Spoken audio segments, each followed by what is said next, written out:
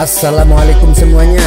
Semoga kalian semua dalam keadaan sehat dan dilancarkan rezekinya. Amin ya robbal alamin. Di suatu pagi yang cerah, Baginda Raja tampak duduk termenung memikirkan sesuatu yang mengganjal hatinya.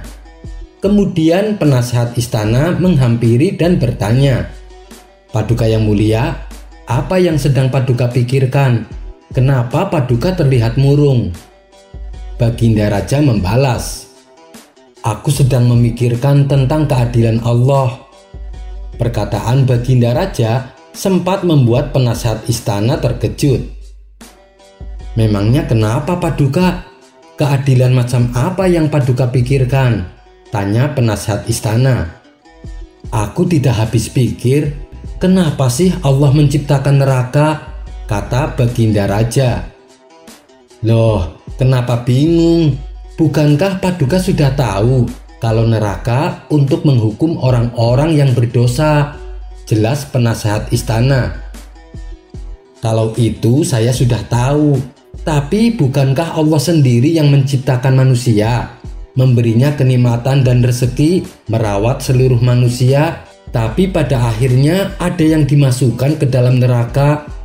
Ibaratnya manusia menciptakan berbagai patung, tapi setelah patung-patungnya jadi, kenapa malah ada beberapa yang dihancurkan?" tutur Baginda Raja. "Itu kan kehendak Allah, Paduka yang mulia. Allah berhak atas apa yang Allah perbuat. Kita sebagai manusia tidak berhak menilai salah atau tidak," timpal penasehat istana. "Jawabanmu sama sekali tak memuaskanku," ketus Baginda Raja. Karena didorong rasa penasaran, lalu Baginda Raja mengundang seluruh ulama yang ada di kota Baghdad. Akan tetapi ketika soal itu ditanyakan kepada mereka, tidak ada satupun jawaban yang membuat Baginda Raja puas. Di saat itulah datang Abu Nawas ke istana. Kala itu Abu Nawas hendak menyampaikan tentang keluhan warga mengenai naiknya beban pajak. "Wahai Abu Nawas," kata Baginda Raja, "aku akan menurunkan pajak untuk mereka. Tapi ada syaratnya. Kau harus memberikan jawaban yang memuaskan atas pertanyaanku ini." "Baik yang mulia, apa pertanyaan Paduka?" tanya Abu Nawas. "Pertanyaannya adalah, kenapa Allah menciptakan neraka? Kalau jawabanmu untuk menghukum manusia yang berdosa, kenapa pula Allah menciptakan manusia yang berdosa? Bukankah manusia adalah makhluk sempurna ciptaan Allah? Kemudian Allah merawat mereka dengan memberinya rizki dan kenikmatan. Tapi kenapa pada akhirnya ada sebagian yang dimasukkan ke dalam neraka?" tanya Baginda Raja. Sesaat Abu Nawas terdiam. Tak berapa lama kemudian ia menemukan jawaban yang tepat. "Wahai Paduka Raja, untuk menjawab pertanyaan ini, Paduka harus bersedia menjadi seorang petani," kata Abu Nawas. "Baik, aku bersedia, asalkan jawabanmu bisa memuaskanku. Tapi ingat, kalau kau hanya ingin mengerjaiku, aku tak segan-segan menjatuhkan hukuman mati kepadamu," ancam Baginda Raja. "Tidak yang mulia, hamba tidak ada maksud demikian," balas Abu Nawas. Maka pada hari pertama, Baginda Raja mulai bercocok tanam. Setiap hari ia merawat dan menyirami agar tanamannya cepat tumbuh besar. Seiring berjalannya waktu, tibalah saatnya untuk memanen. "Apa selanjutnya Abu Nawas? Tanaman-tanaman ini sudah waktunya dipanen," tanya Baginda Raja. "Silahkan Paduka panen dan kumpulkan hasil panennya di sebuah gudang," balas Abu Nawas. Setelah melakukan apa yang dikatakan Abu Nawas, Baginda Raja kembali bertanya, "Lalu apalagi Abu Nawas?" Abu Nawas balik bertanya, "Apakah Paduka sudah yakin semua tanaman yang dikelola Paduka sudah dipanen semuanya?" Baginda Raja membalas, "Tidak semuanya dong Abu Nawas. hanya hasil panen yang bagus-bagus saja yang aku kumpulkan. Adapun yang jelek aku tinggalkan, jawab Baginda Raja. Nah, begitu pula dengan Allah. Allah hanya mengumpulkan manusia-manusia yang baik saja, dan yang tidak baik dibuang ke dalam neraka. Karena neraka diciptakan untuk manusia-manusia yang tidak ada kebaikannya sama sekali. Memang pada mulanya Allah menciptakan seluruh manusia dengan penciptaan yang sempurna. Kemudian Allah merawat dan memberinya rizki. Tapi ada saja manusia yang memilih berbuat kejelekan, sehingga Allah menempatkannya di neraka. Seperti halnya dengan hasil panen Paduka Raja, yang baik diambil dan yang jelek dibuang, tutur Abu Nawas. Mendengar penjelasan tersebut, Baginda Raja pun merasa puas. Oh iya Paduka yang mulia, selama Paduka bercocok tanam, apakah Paduka merasakan letih? Tanya Abu Nawas.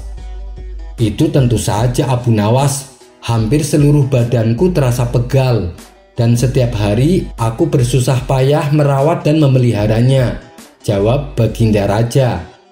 Wahai Paduka yang mulia, itulah yang dirasakan rakyat Paduka, tapi Paduka dengan tega menaikkan beban pajak mereka, ujar Abu Nawas.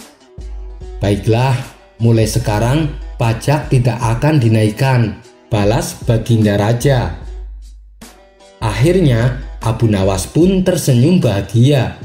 Dua permasalahan bisa ia selesaikan hanya dengan satu jawaban. Kisah selanjutnya.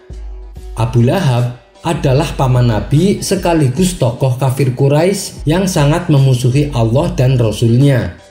Dia telah berulang kali mencoba membunuh Rasulullah. Akan tetapi, usahanya selalu mengalami kegagalan.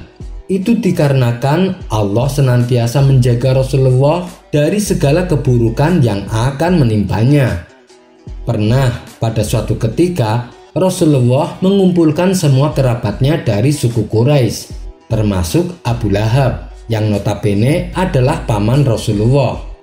Kemudian beliau memberi nasihat kepada mereka agar menyelamatkan diri dari beratnya siksa api neraka, yaitu dengan cara mengikuti ajaran yang dibawa oleh Rasulullah. Setelah Rasulullah menyampaikan itu, seluruh kerabatnya pun membubarkan diri, tapi tidak dengan Abu Lahab. Dia justru menghampiri Rasulullah dan memaki-makinya dengan perkataan kasar. Celaka engkau Muhammad, cuma untuk inikah kau mengumpulkan kami? Akibat perkataannya tersebut, turunlah ayat Al-Quran surat Al-Lahab ayat 1. Binasalah kedua tangan Abu Lahab dan benar-benar binasa dia.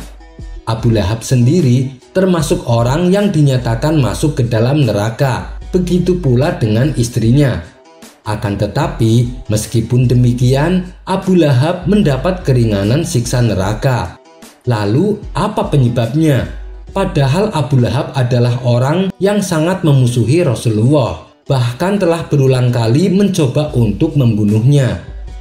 Ternyata hal ini dikarenakan ia bersukacita atas kelahiran Rasulullah.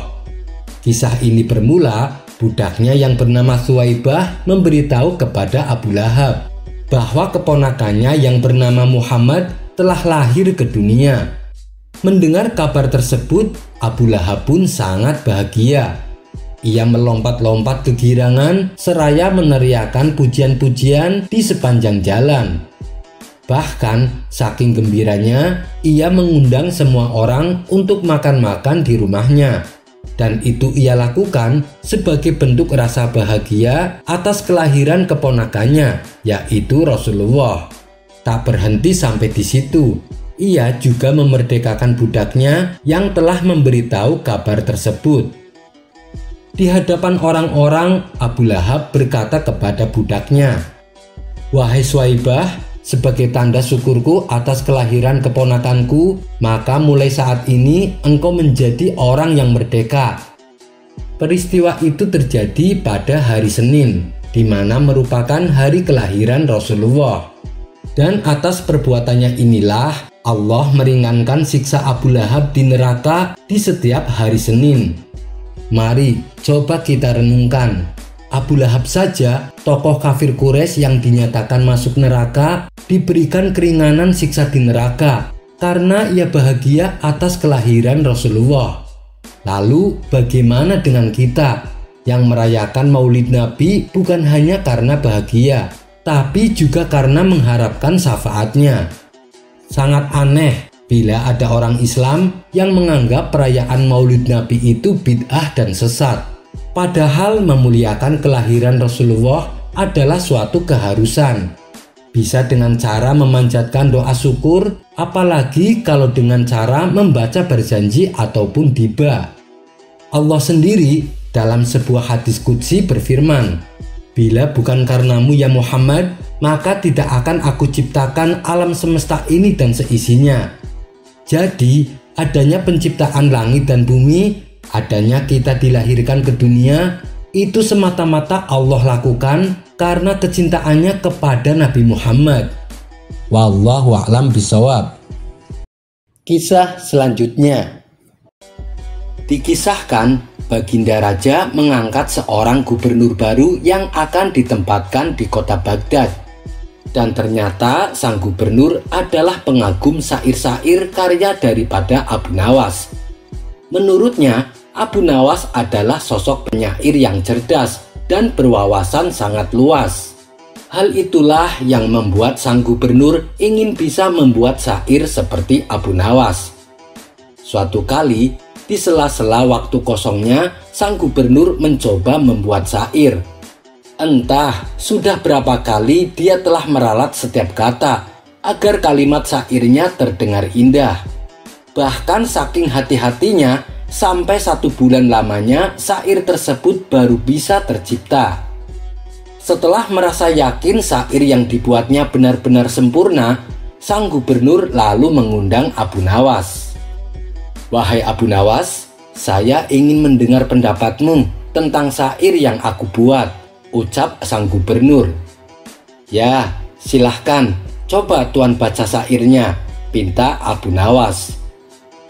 Dengan ekspresi penuh penghayatan, sang gubernur membaca syair buatannya. Akan tetapi, belum juga sang gubernur membaca syairnya sampai selesai, Abu Nawas langsung menyela. "Hentikan, syair Anda tak ubahnya seperti anak kecil yang merengek minta jajan. Jangankan orang lain, orang tuanya sendiri saja tidak suka mendengar rengekan tersebut," kata Abu Nawas. "Apa maksudmu Abu Nawas?"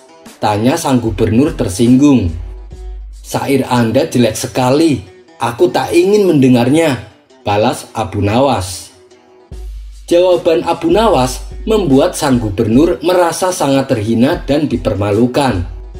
Apalagi diucapkannya di hadapan para pengawal sang gubernur. Hal ini membuat sang gubernur menjadi emosi, mengingat saat ia membuat syair butuh waktu sebulan untuk menyelesaikannya. Akan tetapi usahanya membuat syair malah dihina oleh Abu Nawas. Ia pun menyuruh para pengawal untuk menangkap Abu Nawas dan menjebloskannya ke dalam penjara. Selama Abu Nawas mendekam di penjara, sang gubernur mencoba membuat syair yang baru. Setelah syairnya selesai, sang gubernur kembali mengundang Abu Nawas untuk datang menghadapnya. "Wahai Abu Nawas, saya telah membuat syair baru, akan aku bacakan di hadapanmu, dan aku ingin tahu apa pendapatmu," tutur sang gubernur. "Ya, silahkan Tuan baca," balas Abu Nawas. Sang gubernur pun mulai membaca syairnya. Setiap kalimat yang terucap, sang gubernur membacakannya dengan penuh penjiwaan dan penghayatan. Sejak kalimat pertama dibaca sampai akhir kalimat, Abu Nawas tak menyela ataupun menghentikannya, seperti yang dilakukan sebelumnya. Sang gubernur pun merasa senang karena mengira Abu Nawas menyukai syair buatannya yang baru. "Bagaimana menurutmu Abu Nawas?" tanya sang gubernur penasaran.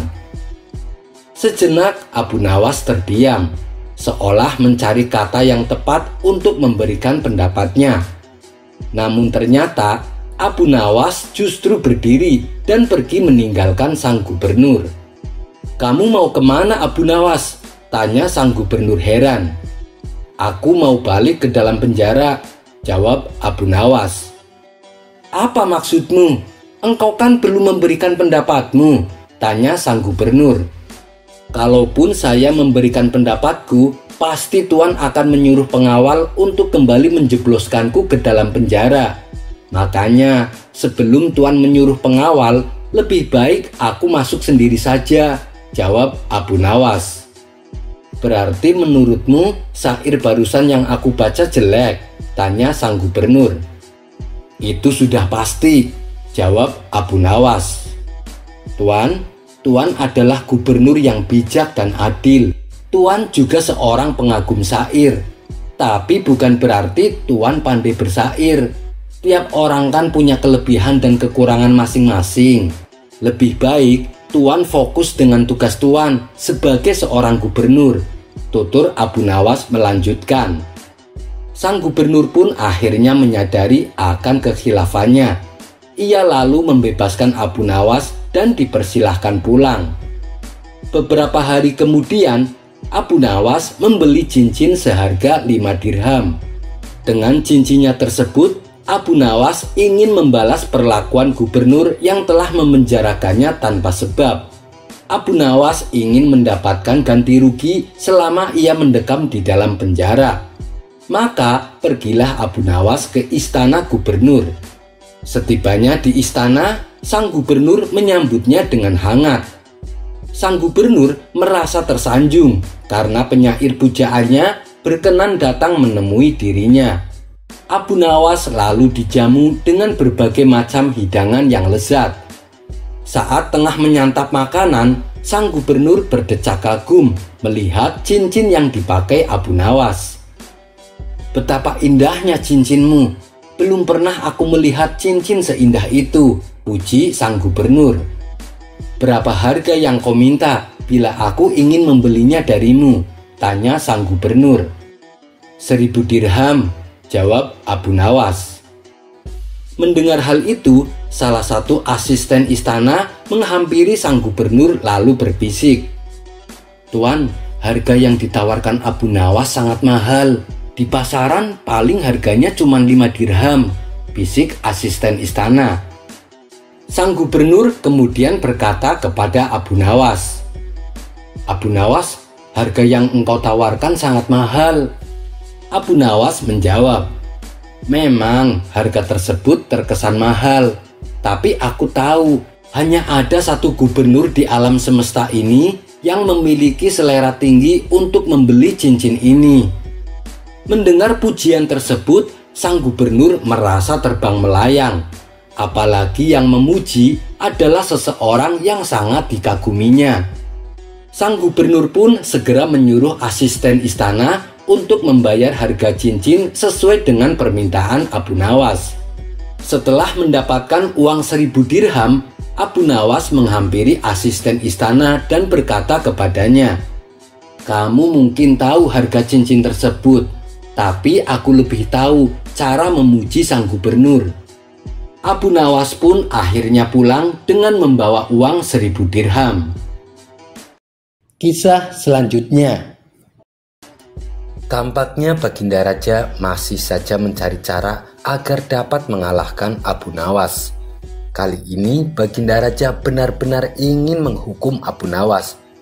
Karena memang akhir-akhir ini Abu Nawas sering membuat malu Baginda Raja bahkan di hadapan rakyatnya sendiri. Siasat apa ya supaya Abu Nawas bisa terjebak, pikir Baginda Raja dalam hati.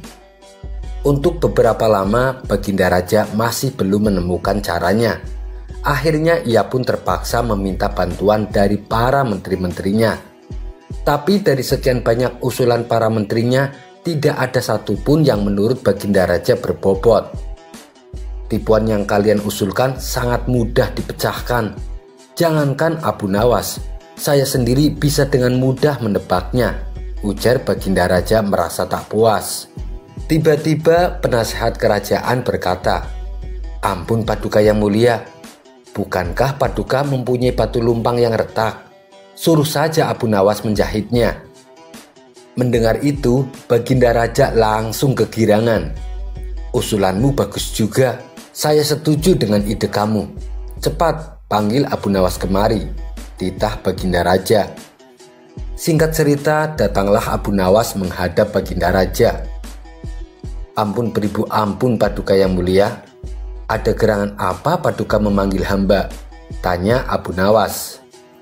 "Saya ada tugas baru untuk kamu," jawab Baginda Raja. "Kalau boleh tahu, tugas apakah itu wahai Paduka yang mulia?" tanya Abu Nawas kembali. "Begini Abu Nawas, saya punya lumpang yang terbuat dari batu. Tapi sayang, lumpang tersebut kini retak dan terbelah jadi dua. Saya ingin kamu menjahit batu lumpang itu agar menyatu kembali," tutur Baginda Raja. Tubuh Abu Nawas mendadak berkeringat mendengar perintah tersebut. Wajahnya langsung berubah menjadi pucat. "Jebakan apa lagi ini? Mana ada batu bisa dijahit?" gerutu Abu Nawas dalam hati. "Hei Abu Nawas, kenapa kamu malah bengong? Saya kasih waktu sehari. Kalau kamu tidak bisa, kamu akan mendapatkan hukuman," gertak Baginda Raja. "Sekarang kamu pulang dan bawa batu lumpang yang retak ini," titah Baginda Raja. Setelah itu, Abu Nawas pun pamit untuk kembali ke rumahnya.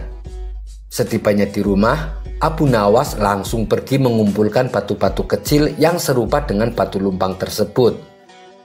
Keesokan harinya, Abu Nawas pergi menuju istana dengan membawa batu-batu kecil dan lumpang batu milik Baginda Raja. Setelah sampai di kerajaan, Baginda langsung bertanya, "Wahai Abu Nawas, apakah lumpang batunya sudah dijahit?" "Mohon ampun Paduka yang mulia, saya sudah mengumpulkan batu-batu kecil yang sama persis jenisnya dengan lumpang batu milik Paduka. Dan saya minta tolong kepada Paduka untuk memilih serat dari batu-batu kecil yang saya kumpulkan. Setelah itu saya akan jahit batu lumpang milik Baginda," jawab Abu Nawas. "Apa-apaan engkau ini? Siapa juga yang dapat membuat batu sekecil itu menjadi benang?" bentak Baginda Raja. "Ampun Paduka, tapi lumpang batu milik Paduka tidak bisa bila dijahit pakai benang biasa. Lumpang batu itu harus dijahit dengan benang yang terbuat dari batu," ujar Abu Nawas. Mendengar penjelasan Abu Nawas, Baginda Raja pun tak bisa berbuat apa-apa. "Kamu memang cerdik Abu Nawas," batin Baginda Raja dalam hati. Dengan terpaksa, Baginda Raja kembali membebaskan Abu Nawas. Abu Nawas pun lolos dari hukuman meskipun dia tidak menyelesaikan tugas mustahil yang diberikan dari Baginda Raja. Sekian dulu perjumpaan kita kali ini. Sampai bertemu lagi di kisah selanjutnya. Terima kasih yang sudah subscribe dan setia menonton channel ini. Kisah selanjutnya. Pada suatu hari, saat Baginda Raja sedang duduk santai di singgasananya, datanglah seorang kepala dusun menghadap Baginda Raja. Ia mengadukan permasalahan yang sedang menimpa di kampungnya. "Ampun Paduka yang mulia, hamba mohon pertolongan Paduka," pinta kepala dusun tersebut. "Memangnya apa yang menimpa kampungmu?" tanya Baginda Raja. "Begini Paduka yang mulia, akhir-akhir ini di kampung kami sering diganggu jin yang jahat," ujar sang kepala dusun. "Kenapa bisa begitu? Apa yang membuat jin tersebut mengganggu kampungmu?" tanya Baginda Raja penasaran. "Karena kampung kami sangat subur Paduka yang mulia dan mempunyai kekayaan alam yang berlimpah. Hampir setiap musim panen kami selalu mendapat banyak keuntungan," jawab kepala dusun. Mendengar jawaban tersebut, Baginda Raja menjadi bingung. "Lalu apa hubungannya? Masa gara-gara kampung kamu subur membuat jin tersebut mengganggu kampungmu?" tanya Baginda Raja heran. "Benar Paduka yang mulia, jin tersebut mengaku berkat jasa dialah kampung kami menjadi subur dan melimpah. Oleh karenanya, setiap datang musim panen, ia meminta tumbal seorang gadis. Bila permintaannya tidak kami penuhi, ia mengancam akan menghancurkan desa kami, kata kepala dusun menjelaskan. Oh, jadi itu alasannya. Baiklah, sekarang kamu pulang saja. Nanti saya akan mengutus seseorang untuk mengatasi masalah di kampungmu, balas Baginda Raja. Selepas kepala dusun itu pamit pulang, Baginda Raja memanggil semua penasehat istana untuk mencari solusi atas permasalahan yang menimpa kampung tersebut. Salah satu penasehat istana berkata, "Paduka yang mulia, yang kita hadapi adalah makhluk halus. Kita tak mungkin melawannya dengan pasukan kerajaan. Yang ada nanti para prajurit malah kerasukan," ujar penasehat istana. Sedangkan para penasehat istana yang lain terlihat masih kebingungan mencari solusi yang tepat.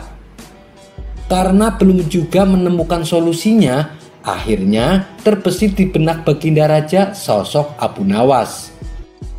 Maka saat itu Baginda Raja langsung memerintahkan beberapa prajurit istana untuk menjemput Abu Nawas di rumahnya.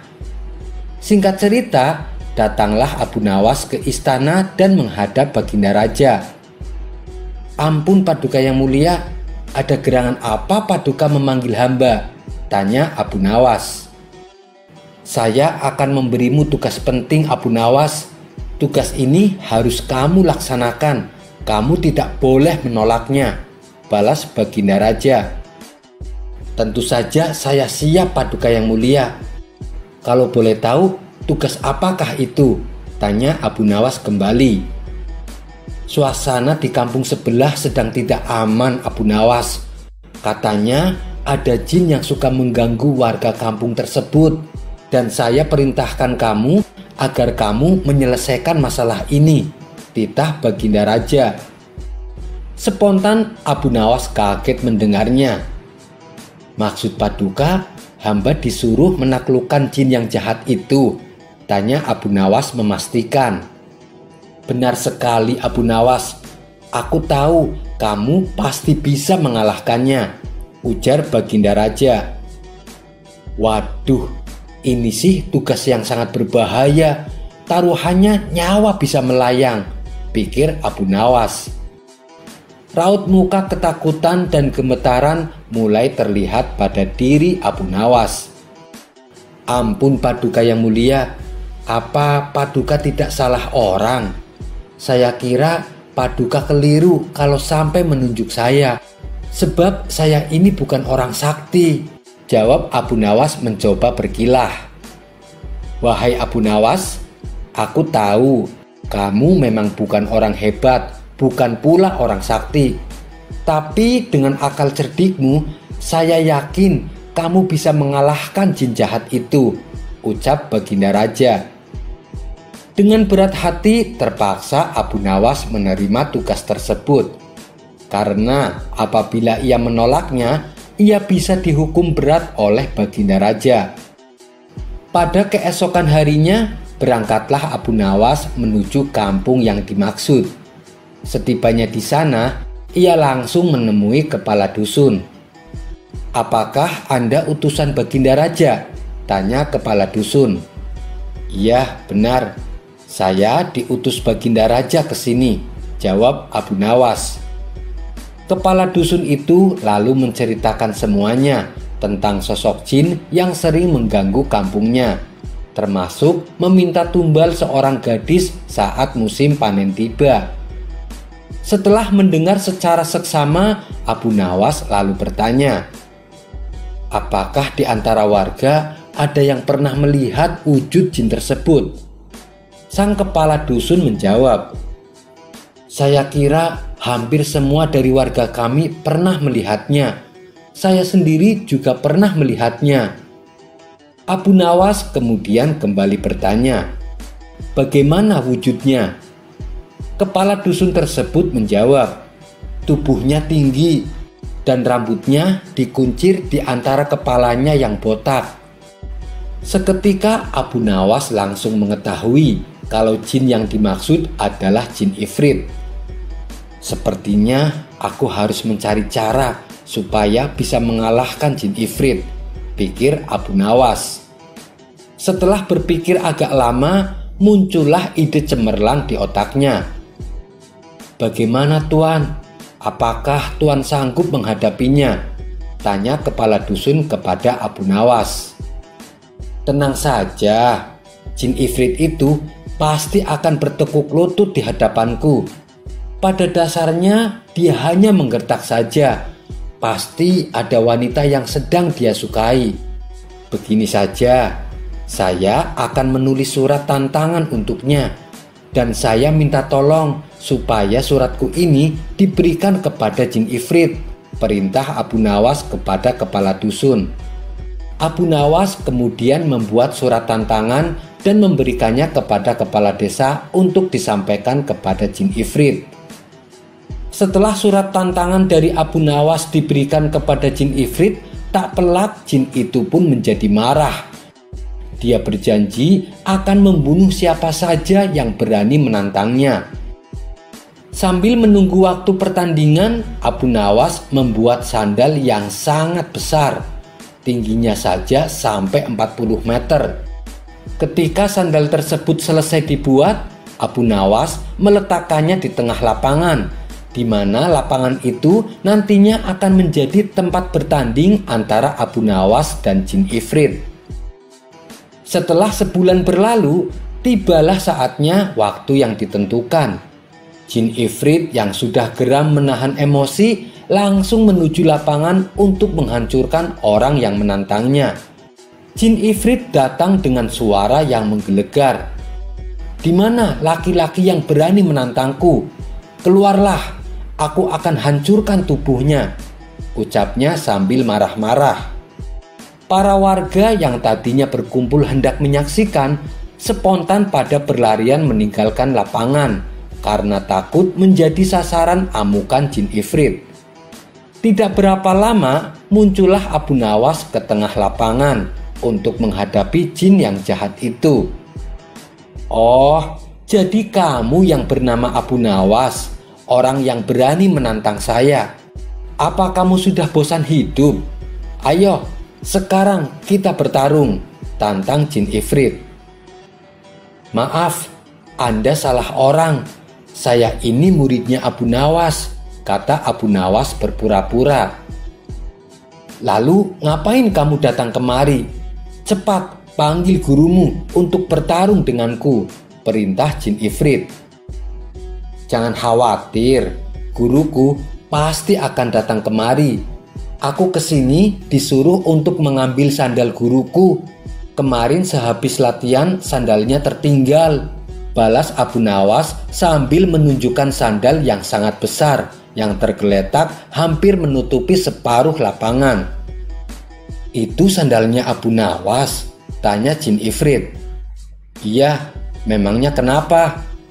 "Tapi saya tidak kuat mengangkatnya sendirian. Maukah kau membantuku membawakan sandal ini?" pinta Abu Nawas. Melihat sandal yang berukuran sangat besar tersebut, sejenak jin ifrit itu terdiam. "Sandalnya saja sebesar lapangan, bagaimana dengan orangnya?"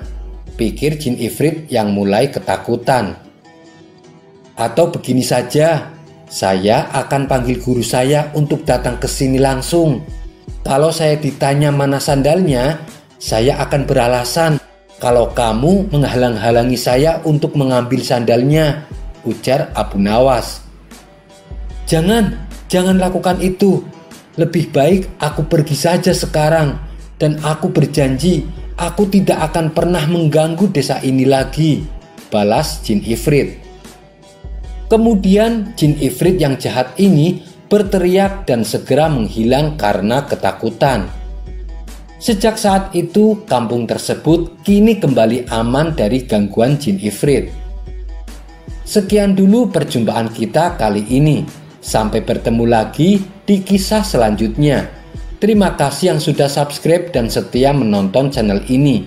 Wassalamualaikum warahmatullahi wabarakatuh.